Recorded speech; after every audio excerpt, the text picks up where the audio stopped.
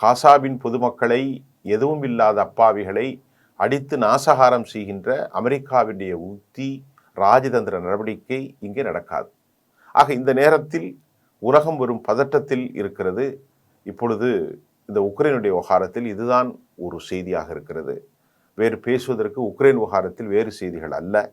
எடுக்கப்பட்ட நேரங்கள், எடுக்கப்பட்ட நாட்கள், எடுக்கப்பட்ட காலங்கள் எப்படி அமையப் போகிறது? இந்த அமைதலில் உக்ரைன் ரஷ்யாவுக்கு இடையே ஒரு புரிதல் ஏற்படுமா? இந்த புரிதலை ஏற்படுத்துவதற்கு நல்ல செய்தி வரும் என்று அமெரிக்கா சொல்வது நமக்கு புரியவில்லை. ஏனென்றால் கடந்த காலங்களில் அமெரிக்கா எந்த ஒரு அனுமதியும் பெறாமல் தன்னிச்சையாகவே தனது செயல்பாட்டை அமைத்து கொண்டது.